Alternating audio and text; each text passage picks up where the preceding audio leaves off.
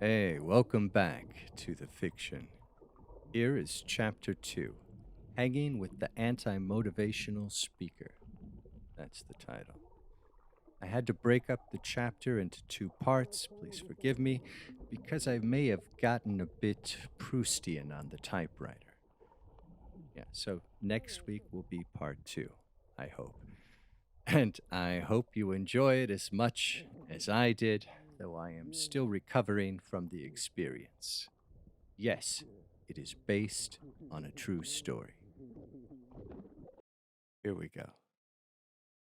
My eyes must have looked like an owl's or the eyes of that cuddly creature, the tertiae. Or maybe they looked like two slits a kid had made with a stick in the wet sand. The world had gone bright, then blurred. I was looking out from inside a tunnel. I was unsure if my heart had stopped or if I was experiencing tachycardia. My forehead was like a wet sponge, and when I tried to stand up, my legs didn't move, but my teeth started chattering. I believe my whole body was shaking, buzzing like a wind up toy. Isn't she okay? A female voice asked. A young voice, rather, I thought to myself. Or a voice. It's best to circumnavigate gender and age to avoid disturbing delicate constructs. I swiveled left in my chair toward the voice. My whole upper body turned because my neck was frozen. What resembled a young female of my species was looking at me with concern on its face. It looked worried and frightened and had exceptional skin as if a Dutch master had painted it on. The skin was almost translucent. Vermeer, I said to it, and then my face fell into its soft lap. And now a thick depth break with Arthur Schopenhauer, the German philosopher who so eloquently said, "It's not die Titten, but the attitude," when commenting on the top porn starlets of his day. That is likely a mistranslation or simply made up, but we really did need a break. The fiction is part of the LizFub podcast network, where quality is always an afterthought. It had been a brilliant start to the day. I arrived at Dr. Tobias von L's apartment at the appointed time, 9 a.m., which was a feat for me. Time is relative. I'm usually in my bathrobe till at least noon these days. I took the elevator to the fourth floor, bothered that I hadn't tipped the Uber driver enough. I had hit 20%, but money didn't go far these days. How could an average worker be? Make it in Frankfurt? Money had entered my thoughts when I walked into Tobias's building. You couldn't help but think of money with all the steel and stone and glass, the bright open space, the designer furniture beckoning you to sit down, albeit politely, and admire the architect's vision. I believe I had even espied a large artwork by Marcus Bohm in the vestibule. Thoughts of money were dispersed by the unmistakable sound of a cocktail shaker as I approached the open door of Tobias's place. He was shaking a samba rhythm, and he kept it going until I entered. Good morning. I thought it incumbent upon us to start our day with the breakfast of champions. I've even got olives for us. I haven't even eaten yet, I protested. That's why it's called breakfast, he said, shaking his head. He filled two martini glasses, 3 olives speared in both. Professional drinkers, who you can refer to as souses or drunks or booze hounds, know that an odd number of olives is for good luck. Let me make toast, Get it? To breakfast, said Tobias. We raised our glasses and took a sip of breakfast. What do you think? It's a vodka I picked up in St. Petersburg a couple of years ago. I've only got 2 bottles left, unfortunately. Just a splash of vermouth. The olives and a dash of bitters bring it alive, don't they? Chewing on an olive, I told him it had to be one of the tastiest breakfasts that I'd had in a while. I seldom have breakfast. Next time, you've got to serve it with bacon. A bacon teeny, I said. That would have been over the top, dude. Verdammt! Why didn't I think of that? Tobias bellowed. And at 6'5" and tipping the scales, I'd guess at 225, when he bellowed, you could almost feel the earth tremble.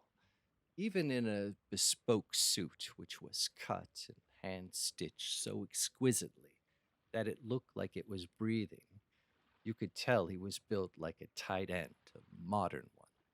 He wouldn't even have to wear shoulder pads.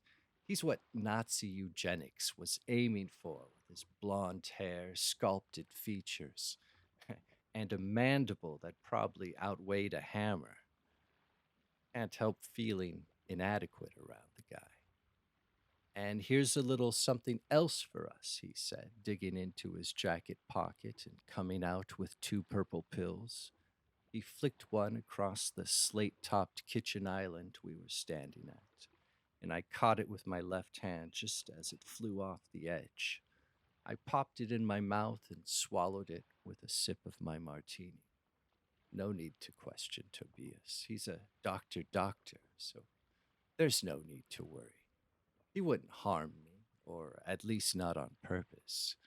He has a doctorate in psychiatry, so I trusted him.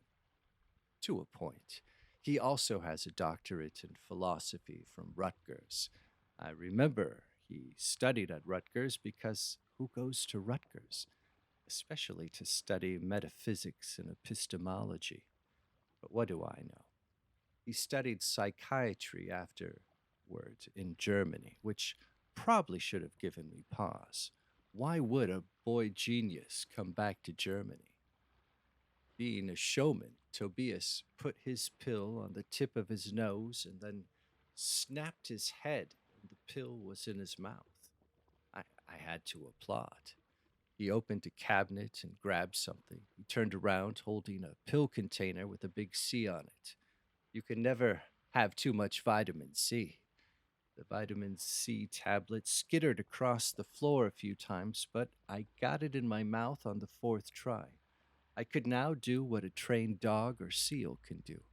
I could become a master of a stupid human trick. I washed the vitamin down with the last swallow of my martini as Tobias gave me a thumbs up. After we had eaten our remaining olives, Tobias filled our martini glasses with orange juice. I was disappointed it wasn't fresh squeezed. He definitely didn't think of everything. We need some sugar. This will balance you out brilliantly, he said, reaching into his other coat pocket and pulling out 2 white pills. You're about to become Superman. What exactly are we taking? I asked, unsure if my head felt like, and what it felt like is difficult to describe.